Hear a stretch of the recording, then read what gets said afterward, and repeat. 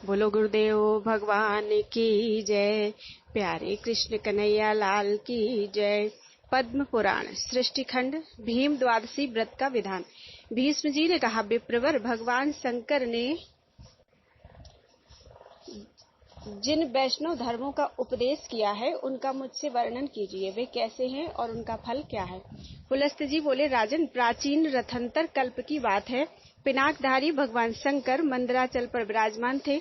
उस समय महात्मा ब्रह्मा जी ने स्वयं ही उनके पास जाकर पूछा, परमेश्वर, थोड़ी सी तपस्या से मनुष्यों को मोक्ष की प्राप्ति कैसे हो सकती है? ब्रह्मा जी के इस प्रकार प्रश्न करने पर जगत की उत्पत्ति एवं वृद्धि करने वाले विश्वात्मा उमानाथ शिव मन को प्रिय लगने वाले वचन बोले। महादेव जी ने कहा, एक समय द्वारिका की सभा में अमित तेजस्वी भगवान श्री कृष्ण वृषनिवंशी पुरुषों, विद्वानों, कौरवों और देव गंधर्वों के साथ बैठे हुए थे। धर्म से संबंध रखने वाली पौराणिक कथाएं हो रही थीं। इसी समय भीमसेन ने भगवान से परम पद की प्राप्ति के विषय में पूछा। उनका प्रश्न सुनकर भगवान श्री वासुदेव ने कहा, भीम, मैं तुम्हें एक पाप विनाशिनी तिथि का परिचय देता हूँ। उस दिन निम्नांकित विधि से उपवास करके तुम श्री विष्णु के परम धाम को प्राप्त करो। जिस दिन माघ मास की 10वीं तिथि आए, उस दिन समस्त शरीर में घी लगाकर तिल मिश्रित जल से स्नान करो तथा ओम नमो नारायणाय इस मंत्र से भगवान श्री विष्णु का पूजन करें। कृष्णाय नमः कहकर दोनों चरणों की और सर्वात्मने नमः कहकर मस्तक की पूजा करें। वैकुंठाय नमः इस मंत्र से कंठ की और श्रीवत्स धारिणे नमः इससे हृदय की अर्चा करें। फिर शंखिने नमः, चक्रिणे नमः, गदिने नमः, वरदाय नमः तथा सर्वम नारायणः, सब कुछ नारायण ही हैं, ऐसा कहकर आवाहन आदि के क्रम से भगवान की पूजा करें। इसके बाद दामोदराय नमः कहकर उदर का, पंचजनाय नमः इस मंत्र से कमर का, सौभाग्यनाथाय नमः इससे दोनों जांघों का, भूतधारिणे नमः से दोनों घुटनों का, नीलाय नमः इस मंत्र से पिंडलियों घुटने के नीचे के भाग का, और विश्व सृजे नमः इससे पुनः दोनों चरणों का पूजन करें। तत्पश्चात देव्यै नमः, शांत्यै नमः, लक्ष्म्यै नमः, श्रियै नमः, तुष्ट्यै नमः, पुष्ट्यै नमः, व्युष्ट्यै नमः इन मंत्रों से भगवती लक्ष्मी की पूजा करें।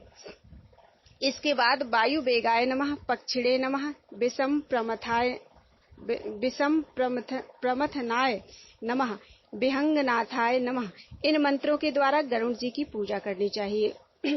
इसी प्रकार गंध, पुष्प, धूप तथा नाना प्रकार के पकवानों द्वारा श्री कृष्ण की, महादेव जी की तथा गणेश जी की भी पूजा करें। फिर गौ के दूध की बनी हुई खीर लेकर घी के साथ मौन पूर्वक भोजन करें।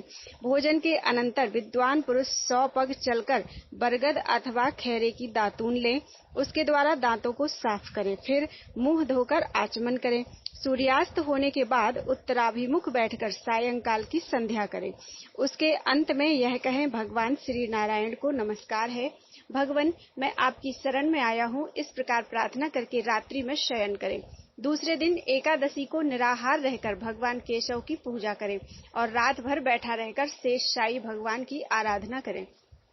फिर अग्नि में घी की आहुति देकर प्रार्थना करें कि हे पुंडरीकाक्ष, मैं द्वादशी को श्रेष्ठ ब्राह्मणों के साथ ही खीर का भोजन करूंगा। मेरा यह व्रत निर्विघ्नता पूर्वक पूर्ण हो। यह कहकर इतिहास पुराण की कथा सुनने के पश्चात शयन करें। सवेरा होने पर नदी में जाकर प्रसन्नता पूर्वक स्नान करें। पाखंडियों के संसर्ग से दूर रहें। विधि पूर्वक संध्योपासन करके पितरों का तर्पण करें। फिर शेषशायी भगवान को प्रणाम करके घर के सामने भक्ति पूर्वक एक मंडप का निर्माण कराएं। उसके भीतर 4 हाथ की सुंदर बेदी बनवाएं। बेदी के ऊपर 10 हाथ का तोरण लगाएं। फिर सुदृढ़ खंभों के आधार पर एक कलश रखें। उसमें नीचे की ओर उड़द के दाने के बराबर छेद कर दें। तदनंतर उसे जल से भरें और स्वयं उसके नीचे काला मृग चर्म बिछाकर बैठ जाएं। कलश से गिरती हुई धारा को सारी रात अपने मस्तक पर धारण करें। वेदवेत्ता ब्राह्मणों ने धाराओं की अधिकता के अनुपात से फल में भी अधिकता बतलाई है। इसलिए व्रत करने वाले द्विज को चाहिए कि प्रयत्न पूर्वक उसे धारण करें। दक्षिण दिशा की ओर अर्धचंद्र के समान, पश्चिम की ओर गोल तथा उत्तर की ओर पीपल के पत्ते की आकृति का मंडल बनाएं। वैष्णव द्विज को मध्य में कमल के आकार का मंडल बनवाना चाहिए। पूर्व की ओर जो वेदी का स्थान है, उसके दक्षिण ओर भी एक दूसरी वेदी बनवाएं। भगवान श्री विष्णु के ध्यान में तत्पर हों। पूर्वोक्त जल की धार को बराबर मस्तक पर धारण करता रहे। दूसरी वेदी भगवान की स्थापना के लिए हो। उसके ऊपर कर्णिका सहित कमल की आकृति बनाएं और उसके मध्य भाग में भगवान पुरुषोत्तम को विराजमान करें। उनके निमित्त एक कुंड बनवाएं जो हाथ भर लंबा, उतना ही चौड़ा और उतना ही गहरा हो। उसके ऊपरी किनारे पर 3 मेखलाएं बनवाएं। उसमें यथा स्थान योनि और मुख के चिन्ह बनवाएं। तदनंतर ब्राह्मण कुंड में अग्नि प्रज्वलित करके जौ, घी और तिलों का श्री विष्णु संबंधी मंत्रों द्वारा हवन करें। इस प्रकार वहां विधि पूर्वक वैष्णव याग का संपादन करें। फिर कुंड के मध्य में यत्न पूर्वक घी की धारा गिराए। देवादिदेव भगवान के श्री विग्रह पर दूध की धारा छोड़े तथा अपने मस्तक पर पूर्वोक्त जलधारा को धारण करे। घी की धारा मटर की दाल के बराबर मोटी होनी चाहिए, परंतु दूध और जल की धारा को अपनी इच्छा के अनुसार मोटी या पतली किया जा सकता है। ये धाराएं रात भर अविच्छिन्न रूप से गिरती रहनी चाहिए। फिर जल से भरे हुए 13 कलशों की स्थापना करें। वे नाना प्रकार के भक्ष्य पदार्थों से युक्त और श्वेत वस्त्रों से अलंकृत होने चाहिए। उनके साथ चंदोबा, उदुम्बर पात्र तथा पंचरत्न का होना भी आवश्यक है। वहां 4 ऋग्वेदी ब्राह्मण उत्तर की ओर मुख करके हवन करें। 4 यजुर्वेदी विप्र रुद्राध्याय का पाठ करें तथा 4 सामवेदी ब्राह्मण वैष्णव शाम का गायन करते रहें। उपर्युक्त 12 ब्राह्मणों को वस्त्र, पुष्प, चंदन, अंगूठी, कड़े, सोने की जंजीर, वस्त्र तथा सैया आदि देकर उनका पूर्ण सत्कार करें। इस कार्य में धन की कृपणता न करें। इस प्रकार गीत और मांगलिक शब्दों के साथ रात्रि व्यतीत करें। उपाध्याय को सब वस्तुएं अन्य ब्राह्मणों की अपेक्षा दूनी मात्रा में अर्पण करें। ओम हरि। रात्रि के बाद जब निर्मल प्रभात का उदय हो, तब शयन से उठकर नित्य कर्म के पश्चात 13 गौएं दान करनी चाहिए। उनके साथ की समस्त सामग्री सोने की होनी चाहिए। वे सब की सब दूध देने वाली और सुशीला हों। उनके सींग सोने से और खुर चांदी से मढ़े हुए हों तथा उन सबको वस्त्र उड़ाकर चंदन से विभूषित किया गया हो। गौओं के साथ कांसी का दोहन पात्र भी होना चाहिए। गोदान के पश्चात ब्राह्मणों को भक्ति पूर्वक भक्ष्य भोज्य पदार्थों से तृप्त करके नाना प्रकार के वस्त्र दान करें। फिर स्वयं भी झार लवड़ से रहित अन्न का भोजन करके ब्राह्मणों को विदा करें। पुत्र और स्त्री के साथ 8 पग तक उनके पीछे पीछे जाएं और इस प्रकार प्रार्थना करें, हमारे इस कार्य से देवताओं के स्वामी भगवान श्री विष्णु, जो सबका क्लेश दूर करने वाले हैं, प्रसन्न हो। श्री शिव के हृदय में श्री विष्णु हैं और श्री विष्णु के हृदय में श्री शिव विराजमान हैं। मैं इन दोनों में अंतर नहीं देखता। इस धारणा से मेरा कल्याण हो। यह कहकर उन कलशों, गौओं, सैयाओं तथा वस्त्रों को सब ब्राह्मणों के घर पहुंचवा दें। अधिक सैयाएं सुलभ न हो तो गृहस्थ पुरुष एक ही सैया को सब सामानों से सुसज्जित करके दान करे। भीमसेन, वह दिन इतिहास और पुराणों के श्रवण में ही बिताना चाहिए। अतः तुम भी सत्वगुण का आश्रय लेकर मात्सर्य का त्याग करके इस व्रत का अनुष्ठान करो। यह बहुत गुप्त व्रत है, किंतु स्नेहवश मैंने तुम्हें बता दिया है। वीर, तुम्हारे द्वारा इसका अनुष्ठान होने पर यह व्रत तुम्हारे ही नाम से प्रसिद्ध होगा। इसे लोग भीम द्वादशी कहेंगे। यह भीम द्वादशी सब पापों का हरने वाली और शुभकारिणी होगी। प्राचीन कल्पों में इस व्रत को कल्याणनी व्रत कहा जाता था। इसका स्मरण और कीर्तन मात्र करने से देवराज इंद्र का सारा पाप नष्ट हो गया था। इसी के अनुष्ठान से मेरी प्रिया सत्यभामा ने मुझे पति रूप में प्राप्त किया।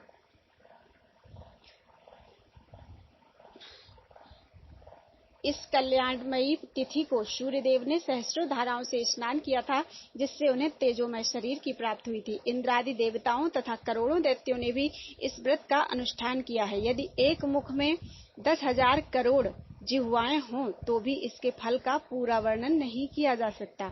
महादेव जी कहते हैं, ब्रह्मन, कलयुग के पापों को नष्ट करने वाली, एक अनंत फल प्रदान करने वाली इस कल्याणमयी तिथि की महिमा का वर्णन यादव राज कुमार भगवान श्री कृष्ण अपने श्रीमुख से करेंगे। जो इसके व्रत का अनुष्ठान करता है उसके नरक में पड़े हुए पितरों का भी यह उद्धार करने में समर्थ है। जो अत्यंत भक्ति के साथ इस कथा को सुनता तथा दूसरों के उपकार के लिए पढ़ता है वह भगवान श्री विष्णु का भक्त और इंद्र का भी पूज्य होता है। पूर्व कल्प में जो माघ मास की द्वादशी परम पूजनीय कल्याणी तिथि के नाम से प्रसिद्ध थी, वही पांडुनंदन भीमसेन के व्रत करने पर अनंत पुण्यदायिनी भीम द्वादशी के नाम से प्रसिद्ध होगी। बोलो वृंदावन बिहारी लाल की जय। आदित्य शयन और रोहिणी चंद्र शयन व्रत, तड़ाग की प्रतिष्ठा, वृक्षारोपण की विधि तथा सौभाग्य शयन व्रत का वर्णन। भीष्म जी ने पूछा, ब्राह्मण जो अभ्यास न होने के कारण अथवा रोगवश उपवास करने में असमर्थ है किंतु उसका फल चाहता है, उसके लिए कौन सा व्रत उत्तम है, यह बताइए। पुलस्त्य जी ने कहा, राजन, जो लोग उपवास करने में असमर्थ हैं उनके लिए वही व्रत अभीष्ट है जिसमें दिन भर उपवास करके रात्रि में भोजन का विधान हो। मैं ऐसे महान व्रत का परिचय देता हूँ, सुनो। उस व्रत का नाम है आदित्य शयन। उसमें विधि पूर्वक भगवान शंकर जी की पूजा की जाती है। पुराणों के ज्ञाता महर्षि जिन नक्षत्रों के योग में इस व्रत का उपदेश करते हैं उन्हें बताता हूँ। जब सप्तमी तिथि को हस्त नक्षत्र के साथ रविवार हो अथवा सूर्य की संक्रांति हो, वह तिथि समस्त कामनाओं को पूर्ण करने वाली होती है। उस दिन सूर्य के नामों से भगवती पार्वती और महादेव जी की पूजा करनी चाहिए। सूर्यदेव की प्रतिमा तथा शिवलिंग का भी भक्ति पूर्वक पूजन करना उचित है।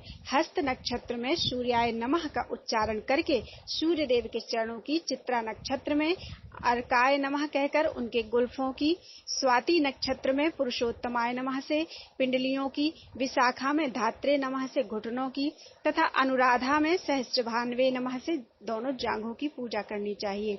ज्येष्ठा नक्षत्र में अनंगाय नमः से गुह प्रदेश की, मूल में इंद्राय नमः और भीमाय नमः से कटिभाग की, पूर्वाषाढ़ा और उत्तराषाढ़ा में त्वष्ट्रे नमः और सप्त तुरंगमाय नमः से नाभि की, श्रवण में तीक्ष्णांस्वे नमः से उदर की, धनिष्ठा में विकर्तनाय नमः से दोनों बगलों की और शतभिषा नक्षत्र में ध्वांत विनाशनाय नमः से सूर्य के वक्षस्थल की पूजा करनी चाहिए।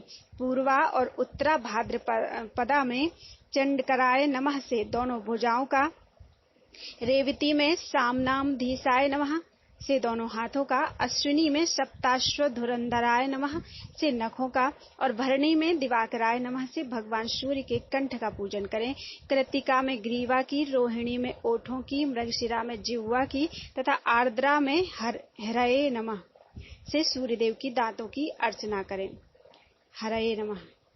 पुनर्वसु में सवित्रे नमः शंकर जी की नासिका का, पुष्प में अम्भोरुह बल्लभाय नमः से ललाट का तथा वेद शरीर धारिणे नमः से बालों का, आश्लेषा में विबुध प्रियाय नमः से मस्तक का, मघा में दोनों कानों का, पूर्वा फाल्गुनी में गो ब्राह्मण नंदनाय नमः से शंभु के संपूर्ण अंगों का तथा उत्तरा फाल्गुनी नक्षत्र में विश्वेश्वराय नमः से उनकी दोनों भौहों का पूजन करें। पाश, अंकुश, कमल, त्रिशूल, कपाल, सर्प, चंद्रमा तथा धनुष धारण करने वाले श्री महादेव जी को नमस्कार है। गयासुर, कामदेव, त्रिपुर और अंधकासुर आदि के विनाश के मूल कारण भगवान श्री शिव को प्रणाम है। इत्यादि वाक्यों का उच्चारण करके प्रत्येक अंग की पूजा करने के पश्चात विश्वेश्वराय नमः से भगवान के मस्तक का पूजन करना चाहिए। तदनंतर अन्न भोजन करना उचित है। भोजन में तेल और खारे नमक का संपर्क नहीं रहना चाहिए। मांस और उच्छिष्ट अन्न का तो कदापि सेवन ना करें। राजन, इस प्रकार रात्रि में शुद्ध भोजन करके पुनर्वसु नक्षत्र में दान करना चाहिए। किसी बर्तन में 1 सेर अगहनी का चावल, गूलर की लकड़ी का पात्र तथा घृत रखकर सुवर्ण के साथ उसे ब्राह्मण को दान करें। 7वें दिन के पारण में और दिनों की अपेक्षा 1 जोड़ा वस्त्र अधिक दान करना चाहिए। 14वें दिन के पारण में गुड़, खीर और घृत आदि के द्वारा ब्राह्मण को भक्ति पूर्वक भोजन कराएं। तदनंतर कर्णिका सहित सोने का अष्टदल कमल बनवाएं जो 8 अंगुल का हो तथा जिसमें पद्म, राग, मणि, नीलम की पत्तियां अंकित की गई हों। फिर सुंदर सैया तैयार करावें जिस पर सुंदर बिछौने बिछाकर तकिया रखा गया हो और ऊपर से चंदोवा तना हो, सैया के ऊपर पंखा रखा गया हो, उसके आसपास खड़ाऊं, जूता, छत्र, चंवर, आसन और दर्पण रखे गए हों। फल, वस्त्र, चंदन तथा आभूषणों से वह सैया सुशोभित होनी चाहिए। ऊपर बताए हुए सोने के कमल को उस सैया पर रख दें। इसके बाद मंत्रोच्चारण पूर्वक दूध देने वाली अत्यंत सीधी कपिला गौ का दान करें। वह गौ उत्तम गुणों से संपन्न, वस्त्र आभूषणों से सुशोभित और बछड़े सहित होनी चाहिए। उसके खुर चांदी से और सींग सोने से मढ़े होने चाहिए तथा उसके साथ कांसी की दोहनी होनी चाहिए। दिन के पूर्व भाग में ही दान करना उचित है, समय का उल्लंघन कदापि नहीं करना चाहिए। सैयादान के पश्चात इस प्रकार प्रार्थना करें, हे सूर्यदेव, जिस प्रकार आपकी सैया कांति, धृति, श्री और पुष्टि से कभी सूनी नहीं होती, वैसे ही मेरी भी वृद्धि हो। वेदों के विद्वान आपके सिवा और किसी को निष्पाप नहीं जानते, इसलिए आप संपूर्ण दुखों से भरे हुए इस संसार सागर से मेरा उद्धार कीजिए। इसके पश्चात भगवान की प्रदक्षिणा करके उन्हें प्रणाम करने के अनंतर विसर्जन करें। सैया और गौ आदि का ब्राह्मण के घर पहुंचा दें। भगवान शंकर के इस व्रत की चर्चा दुराचारी और दंभी पुरुष के सामने नहीं करनी चाहिए। जो गौ, ब्राह्मण, देवता, अतिथि और धार्मिक पुरुषों की विशेष रूप से निंदा करता है, उसके सामने भी इसको प्रकट ना करें। भगवान के भक्त और जितेंद्रिय पुरुष के समक्ष ही यह आनंददायी एवं कल्याणमय गूढ़ रहस्य प्रकाशित करने के योग्य है। वेदवेत्ता पुरुषों का कहना है कि यह व्रत महापातकी मनुष्यों के भी पापों का नाश कर देता है। जो पुरुष इस व्रत का अनुष्ठान करता है, उसका बंधु, पुत्र, धन और स्त्री से कभी वियोग नहीं होता तथा वह देवताओं का आनंद बढ़ाने वाला माना जाता है। इसी प्रकार जो नारी भक्ति पूर्वक इस व्रत का पालन करती है, उसे कभी रोग, दुख और मोह का शिकार नहीं होना पड़ता। प्राचीन काल में महर्षि वशिष्ठ, अर्जुन, कुबेर तथा इंद्र ने इस व्रत का आचरण किया था। इस व्रत के कीर्तन मात्र से सारे पाप नष्ट हो जाते हैं, इसमें तनिक भी संदेह नहीं है। जो पुरुष इस आदित्य शयन नामक व्रत के महात्म्य एवं विधि का पाठ या श्रवण करता है, वह इंद्र का प्रियतम होता है तथा जो इस व्रत का अनुष्ठान करता है, वह नरक में पड़े हुए समस्त पितरों को स्वर्ग लोक में पहुंचा देता है। भीष्म जी ने कहा, मुने, अब आप चंद्रमा के व्रत का वर्णन कीजिए। पुलस्त्य जी बोले, राजन, तुमने बड़ी उत्तम बात पूछी है। अब मैं तुम्हें वह गोपनीय व्रत बतलाता हूँ जो अक्षय स्वर्ग की प्राप्ति कराने वाला है तथा जिसे पुराणवेत्ता विद्वान ही जानते हैं। इस श्लोक में रोहिणी चंद्र शयन नामक व्रत बड़ा ही उत्तम है। इसमें चंद्रमा के नामों द्वारा भगवान नारायण की प्रतिमा का पूजन करना चाहिए। जब कभी सोमवार के दिन पूर्णिमा तिथि हो अथवा पूर्णिमा को रोहिणी नक्षत्र हो, उस दिन मनुष्य सवेरे पंचगव्य और सरसों के दाने से युक्त जल से स्नान करे तथा विद्वान पुरुष अप्यायस्व इत्यादि मंत्र को 800 बार जपे। यदि शूद्र भी इस व्रत को करे तो अत्यंत भक्ति पूर्वक सोमाय नमः, वरदाय नमः, विष्णवे नमः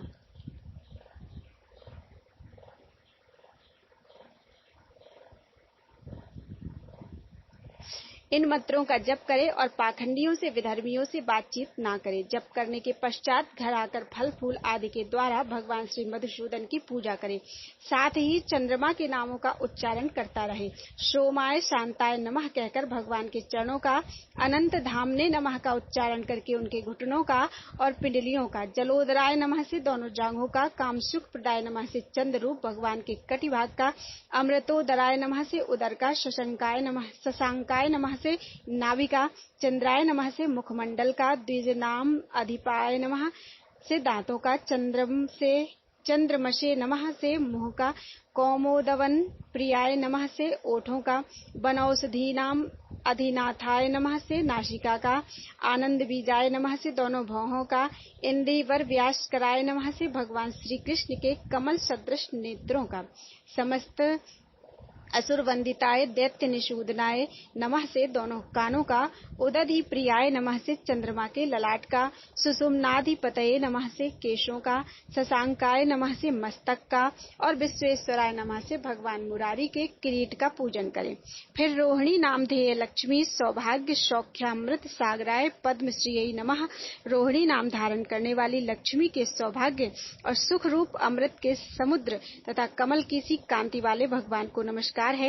इस मंत्र का उच्चारण करके भगवान के सामने ओम हरे मस्तक झुकाएं। तत्पश्चात सुगंधित पुष्प, नैवेद्य और धूप आदि के द्वारा ओम हरे इंदुपत्नी रोहिणी देवी का पूजन करें। इसके बाद रात्रि के समय भूमि पर शयन करें और सवेरे उठकर स्नान के पश्चात पाप विनाशाय नमः का उच्चारण करके ब्राह्मणों को घृत और सुवर्ण सहित जल से भरा कलश दान करें। फिर दिन भर उपवास करने के पश्चात गोमूत्र पीकर मांस वर्जित एवं खारे नमक से रहित अन्न के 31 ग्रास घी के साथ भोजन करें। तदनंतर 2 घड़ी तक इतिहास पुराण आदि का श्रवण करें। राजन, चंद्रमा को कदम्ब, नीलकमल, केवड़ा, जाति पुष्प, कमल, शतपत्रिका, बिना कोमलाए कुब्ज के फूल, सिंधुवार, चमेली, अन्यान्य, श्वेत पुष्प, करवीर तथा चंपा ये ही फूल चढ़ाने चाहिए। उपर्युक्त फूलों की जातियों में से एक एक को श्रावण आदि महीनों में क्रमशः अर्पण करें। जिस महीने में व्रत शुरू किया जाए उस समय जो भी पुष्प सुलभ हो उन्हीं के द्वारा श्रीहरि का पूजन करना चाहिए। इस प्रकार 1 वर्ष तक इस व्रत का विधिवत अनुष्ठान करके समाप्ति के समय शयनोपयोगी सामग्रियों के साथ शय्यादान करें। रोहिणी और चंद्रमा की सुवर्णमयी मूर्ति बनवाएं। उसमें चंद्रमा 6 अंगुल के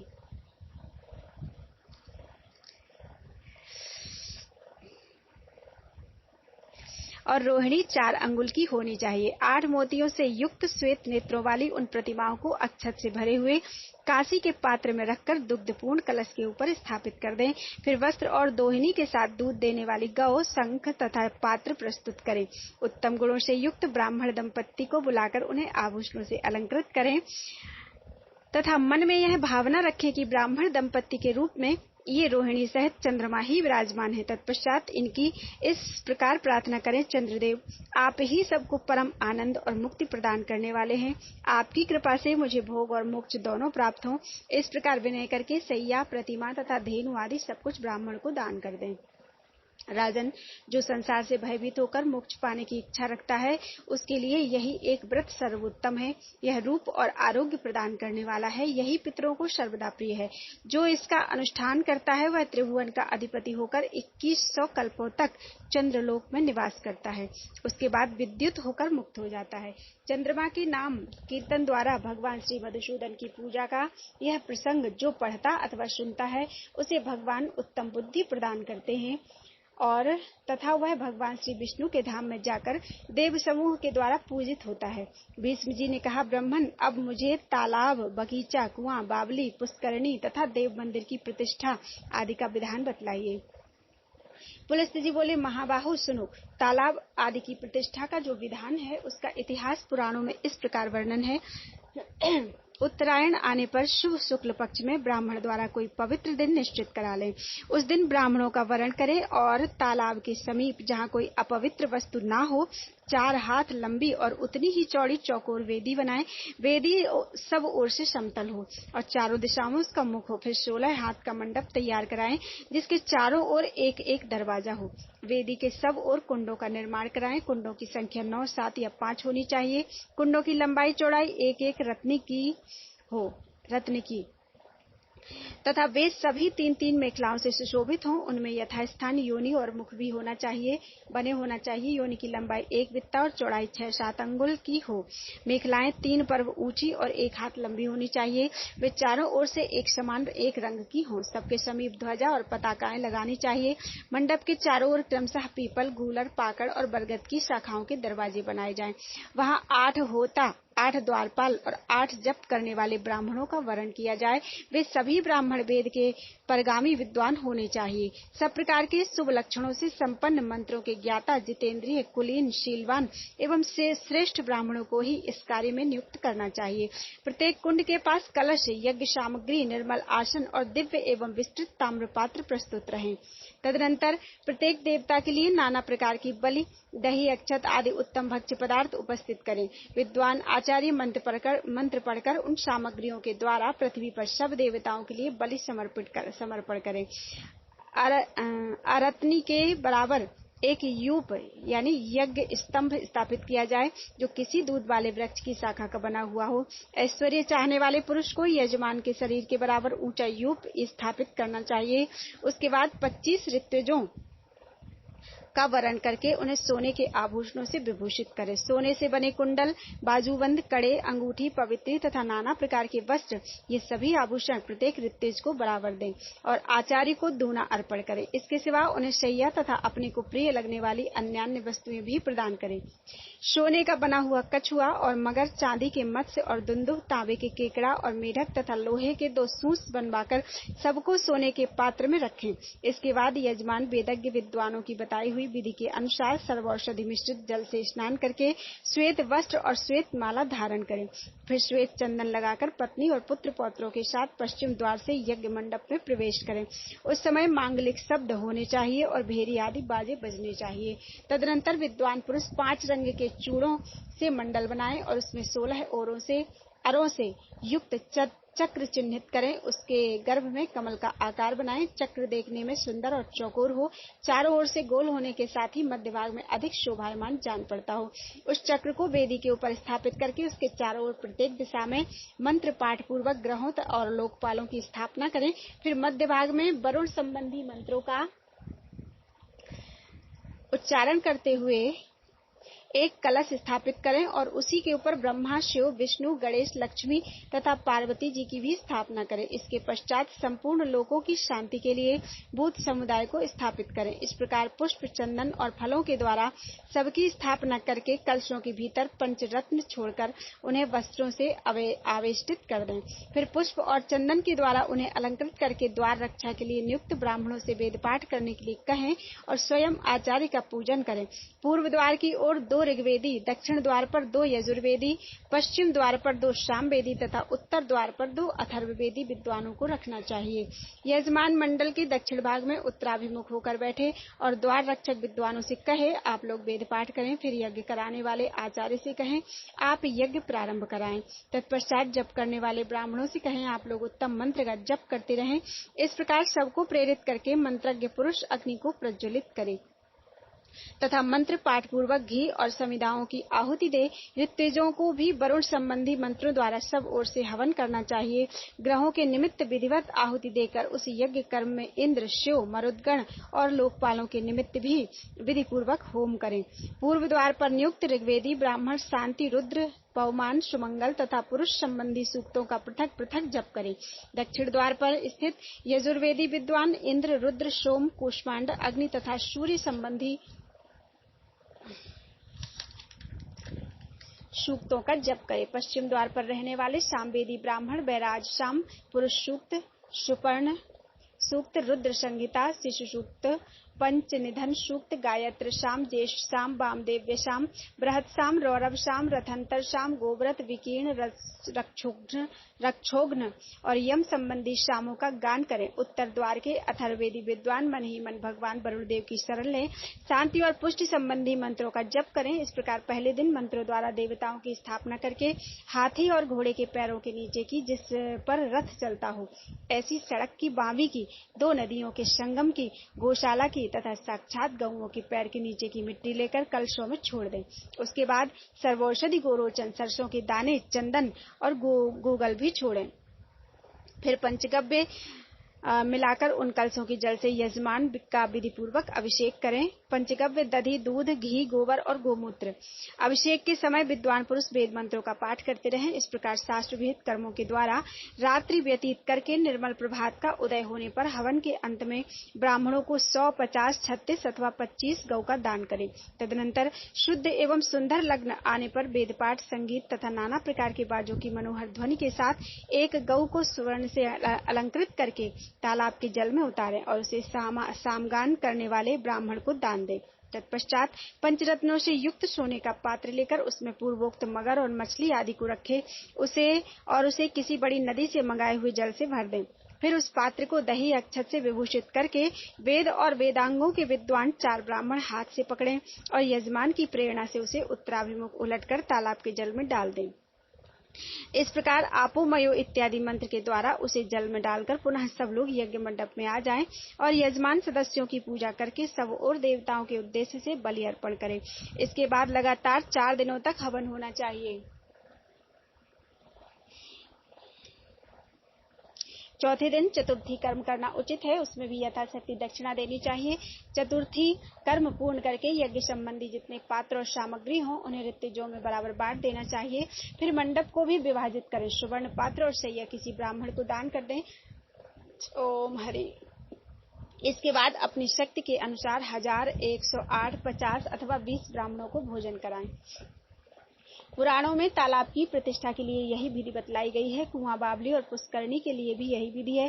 देवताओं की प्रतिष्ठा में भी ऐसा ही विधान समझना चाहिए। मंदिर और बगीचे आदि की प्रतिष्ठा कार्य में केवल मंत्रों का ही भेद है। विधि विधान प्रायः एक से ही है। उपर्युक्त विधि का यदि पूर्णतया पालन करने की शक्ति न हो तो आधे व्यय से भी यह कार्य संपन्न हो सकता है। यह बात ब्रह्मा जी ने कही है। जिस पोखरे में केवल वर्षा काल में ही जल रहता है वह 100 अग्निष्टोम यज्ञों के बराबर फल देने वाला होता है। जिसमें शरत काल तक जल रहता हो उसका भी यही फल है। हेमंत और शिशिर काल तक रहने वाला जल क्रमशः वाजपेय और अतिरात्र नामक यज्ञ का फल देने वाला है। वसंत काल तक टिकने वाले जल को अश्वमेघ यज्ञ के समान फलदायक बतलाया गया है तथा जो जल ग्रीष्म काल तक मौजूद रहता है वह राजसूय यज्ञ से भी अधिक फल देने वाला होता है। महाराज, जो मनुष्य पृथ्वी पर इन विशेष धर्मों का पालन करता है, विधि पूर्वक कुआं, बावली, पोखरा आदि खुदवाता है तथा मंदिर, बगीचा आदि बनवाता है, वह शुद्ध चित्त होकर ब्रह्मा जी के लोक में जाता है और वहां अनेक कल्पों तक दिव्य आनंद का अनुभव करता है। 2 परार्ध यानी ब्रह्मा जी की आयु तक वहां का सुख भोगने के पश्चात ब्रह्मा जी के साथ ही योग बल से श्री विष्णु के परम पद को प्राप्त होता है। भीष्म जी ने कहा, ब्रह्मन, अब आप मुझे विस्तार के साथ वृक्ष लगाने की यथार्थ विधि बतलाइए। विद्वानों को किस विधि से वृक्ष लगाना चाहिए? पुलस्त्य जी बोले, राजन, बगीचे में वृक्षों की लगाने की विधि मैं तुम्हें बतलाता हूँ। तालाब की प्रतिष्ठा के विषय में जो विधान बतलाया गया उसी के समान सारी विधि पूर्ण करके वृक्ष के पौधों को सर्वौषधि मिश्रित जल से सींचें। फिर उनके ऊपर दही और अक्षत छोड़ें। उसके बाद उन्हें पुष्प मालाओं से अलंकृत करके वस्त्र में लपेट दें। वहां गूगल का धूप देना श्रेष्ठ माना गया है। वृक्षों को पृथक पृथक ताम्र पात्र में रखकर उन्हें सत धान्य से आवृत करें तथा उनके ऊपर वस्त्र और चंदन चढ़ाएं। फिर प्रत्येक वृक्ष के पास कलश स्थापन करके उन कलशों की पूजा करें और रात में द्विजातियों द्वारा इंद्रादि लोकपालों तथा वनस्पति का विधिवत अधिवास कराएं। तदनंतर दूध देने वाली एक गौ लाकर उसे श्वेत वस्त्र उड़ाएं, उसके मस्तक पर सोने की कलगी लगाएं, सींगों को सोने से मढ़ा दें, उसको दोहने के लिए कांसे की दोहनी प्रस्तुत करें। इस प्रकार अत्यंत शोभा संपन्न उस गौ को उत्तराभिमुख खड़ी करके वृक्षों के बीच से छोड़ें। तत्पश्चात श्रेष्ठ ब्राह्मण बाजों और मंगल गीतों की ध्वनि के साथ अभिषेक के मंत्र, तीनों वेदों की वरुण संबंधिनी ऋचाएं पढ़ते हुए उक्त कलशों के जल से यजमान का अभिषेक करें। अभिषेक के पश्चात नहाकर यज्ञकर्ता पुरुष श्वेत वस्त्र धारण करे और अपनी सामर्थ्य के अनुसार गौ, सोने की जंजीर, कड़े, अंगूठी, पवित्री, वस्त्र, सैया, शास्त्रोपयोगी सामान तथा चरण पादुका देकर एकाग्र चित्त वाले संपूर्ण ऋत्विजों का पूजन करे। इसके बाद 4 दिनों तक दूध से अभिषेक तथा घी, जौ और काले तिलों से होम करें। होम में पलाश की लकड़ी उत्तम मानी गई है। वृक्षारोपण के पश्चात चौथे दिन विशेष उत्सव करें। उसमें अपनी शक्ति के अनुसार पुनः दक्षिणा दे। जो वस्तु अपने को अधिक प्रिय हो ईर्ष्या छोड़कर उसका दान करें। आचार्य को दूनी दक्षिणा दें तथा प्रणाम करके यज्ञ की समाप्ति करें। जो विद्वान उपर्युक्त विधि से वृक्षारोपण का उत्सव करता है उसकी सारी कामनाएं पूर्ण होती हैं तथा वह अक्षय फल का भागी होता है। राजेंद्र, जो इस प्रकार वृक्ष की प्रतिष्ठा करता है वह जब तक 30,000 इंद्र समाप्त हो जाते हैं तब तक स्वर्गलोक में निवास करता है। उसके शरीर में जितने रोम होते हैं अपने पहले और पीछे की उतनी ही पीढ़ियों का वह उद्धार कर देता है तथा उसे पुनरावृत्ति से रहित परम सिद्धि प्राप्त होती है। जो मनुष्य प्रतिदिन इस प्रसंग को सुनता या सुनाता है वह भी देवताओं द्वारा सम्मानित और ब्रह्मलोक में प्रतिष्ठित होता है। वृक्ष पुत्रहीन पुरुष को पुत्रवान होने का फल देते हैं। इतना ही नहीं, वे अधिदेवता रूप से तीर्थों में जाकर वृक्ष लगाने वालों को पिंड भी देते हैं। अतः भीष्म, तुम यत्न पूर्वक पीपल के वृक्ष लगाओ।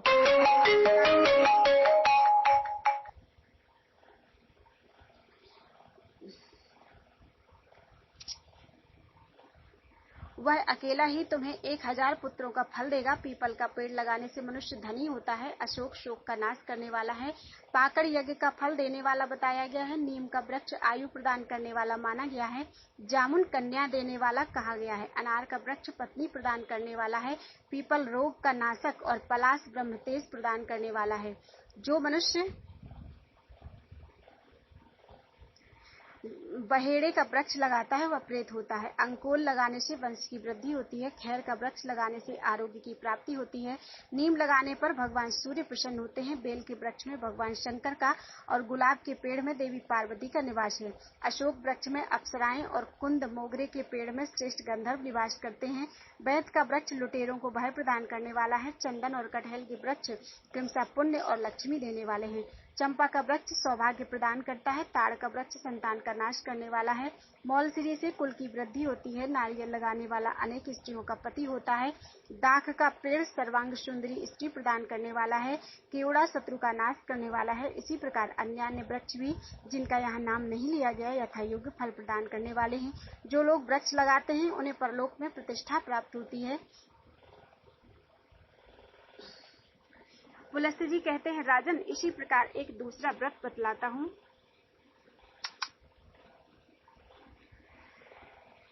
जो समस्त मनोवांछित फलों को देने वाला है। उसका नाम है सौभाग्य शयन। इसे पुराणों के विद्वान ही जानते हैं।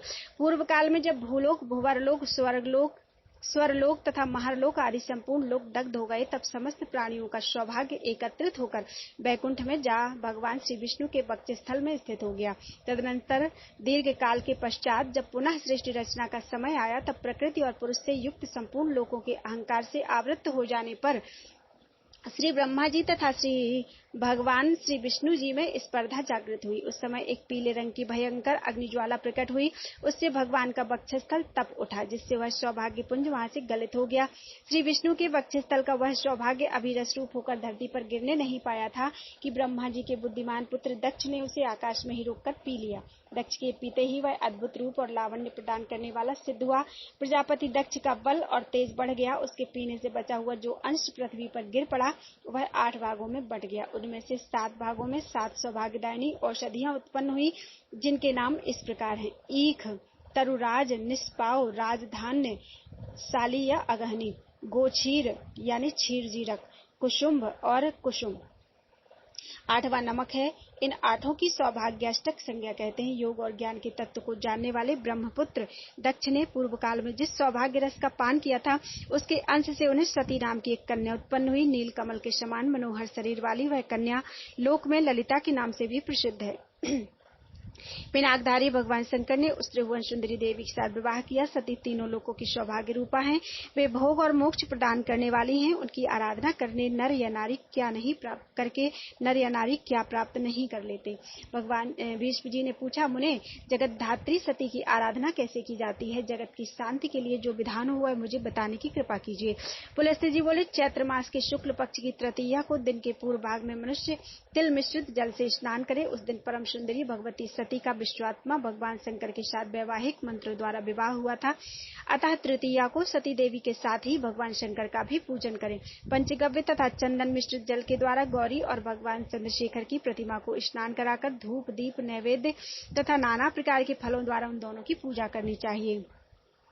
पार्वती देव्यै नमः, शिवाय नमः। इन मंत्रों से क्रमशः पार्वती और शिव के चरणों का, जयायै नमः, शिवाय नमः से दोनों की घुट्टियों का, त्र्यंबकाय नमः, भवान्यै नमः से पिंडलियों का, भद्रेश्वराय नमः, विजयायै नमः घुटनों का, हरिकेशाय नमः, वरदायै नमः से जांघों का, ईशाय शंकराय नमः, रत्यै नमः से दोनों के कटिभाग का, कोटिन्यै नमः, सूलिने नमः से कुक्षि भाग का, शूलपाणयै नमः, मंगलायै नमः से उदर का, सर्वात्मने नमः, ईशान्यै नमः ये दोनों से स्तनों का, चिदात्मने नमः, रुद्रांड्यै नमः से कंठ का, त्रिपुरग्नाय नमः, अनंतायै नमः से दोनों हाथों का, त्रिलोचनाय नमः, कालानल प्रियायै नमः से बाहों का, सौभाग्य भवनाय नमः से आभूषणों का, सुधायै नमः, ईश्वराय नमः से दोनों के मुखमंडल का, अशोक वन वासिन्यै नमः इस मंत्र से ऐश्वर्य प्रदान करने वाले ओठों का, स्थाणवे नमः, चंद्रमुख प्रियायै नमः से मुंह का, अर्धनारीश्वराय नमः, असितांग्यै नमः से नासिका का, उग्राय नमः, ललतायै नमः से दोनों भौहों का, सर्वाय नमः, वासुदेव्यै नमः से केशों का, श्री कंठनाथाय नमः से केवल शिव के बालों का तथा श्री भीमोग्र रूपिण्यै नमः सर्वात्मने नमः से दोनों के मस्तकों का पूजन करें। इस प्रकार शिव और पार्वती की विधिवत पूजा करके उनके आगे सौभाग्याष्टक रखें। निष्पाव, कुसुम्भ, क्षीर जीरक, तरुराज, इक्षु, लवण, कुसुम और राजधान्य इन 8 वस्तुओं को देने से सौभाग्य की प्राप्ति होती है। इसलिए इनकी सौभाग्य अष्टक संज्ञा है। इस प्रकार शिव पार्वती के आगे ओम हरे सब सामग्री निवेदन करके चैत्र में सिंघाड़ा खाकर रात्रि को भूमि पर शयन करें। फिर सवेरे उठकर स्नान और जप करके पवित्र होकर माला वस्त्र आभूषणों के द्वारा ब्राह्मण दंपत्ति का पूजन करें। इसके बाद सौभाग्य अष्टक सहित शिव और पार्वती की स्वर्णमयी प्रतिमाओं को ललिता देवी की प्रसन्नता के लिए ब्राह्मण को निवेदित करें। दान के समय इस प्रकार कहें: ललिता, विजया, भद्रा, भवानी, कुमुदा, शिवा, वासुदेवा, गौरी, मंगला, कमला, सती और उमा ये प्रसन्न हो। 12 महीनों की प्रत्येक द्वादशी को भगवान श्री विष्णु की तथा उनके साथ लक्ष्मी जी की भी पूजा करें। इसी प्रकार परलोक में उत्तम गति चाहने वाले पुरुष को प्रत्येक मास की पूर्णिमा को सावित्री सहित ब्रह्मा जी की विधिवत आराधना करनी चाहिए तथा ऐश्वर्य की कामना करने वाले मनुष्य को सौभाग्य अष्टक का दान भी करना चाहिए। इस प्रकार 1 वर्ष तक इस व्रत का विधि पूर्वक अनुष्ठान करके पुरुष, स्त्री या कुमारी भक्ति के साथ रात्रि में शिव जी की पूजा करें। व्रत की समाप्ति के समय संपूर्ण सामग्रियों से युक्त सैया शिव पार्वती की सुवर्णमयी प्रतिमा, बैल और गौ का दान करें। कृपणता छोड़कर दृढ़ निश्चय के साथ भगवान का पूजन करें। जो स्त्री इस प्रकार उत्तम सौभाग्य शयन नामक व्रत का अनुष्ठान करती है उसकी कामनाएं पूर्ण होती हैं, अथवा यदि वह निष्काम भाव से इस व्रत को करती है तो उसे नित्य पद की प्राप्ति होती है। इस व्रत का आचरण करने वाले पुरुष को एक फल का परित्याग करना चाहिए। प्रतिमास इसका आचरण करने वाला पुरुष यश और कीर्ति प्राप्त करता है। राजन, सौभाग्य शयन का दान करने वाला पुरुष कभी सौभाग्य, आरोग्य, सुंदर रूप, वस्त्र, अलंकार और आभूषणों से वंचित नहीं होता। जो 12, 8 या 7 वर्षों तक सौभाग्य शयन व्रत का अनुष्ठान करता है वह ब्रह्मलोक निवासी पुरुषों द्वारा पूजित होकर 10,000 कल्पों तक वहां निवास करता है। इसके बाद वह विष्णु लोक तथा शिव लोक में भी जाता है। जो नारी या कुमारी इस व्रत का पालन करती है वह भी ललिता देवी के अनुग्रह से ललित होकर पूर्वोक्त फल को प्राप्त करती है। जो इस व्रत की कथा का श्रवण करता है अथवा दूसरों को इसे करने की सलाह देता है वह भी विद्याधर होकर चिरकाल तक स्वर्ग लोक में निवास करता है। पूर्व काल में इस अद्भुत व्रत का अनुष्ठान कामदेव ने, राजा सतधनवा ने, वरुण देव ने, भगवान सूर्य ने तथा धन के स्वामी कुबेर ने भी किया था। बोलो वृंदावन बिहारी लाल की जय।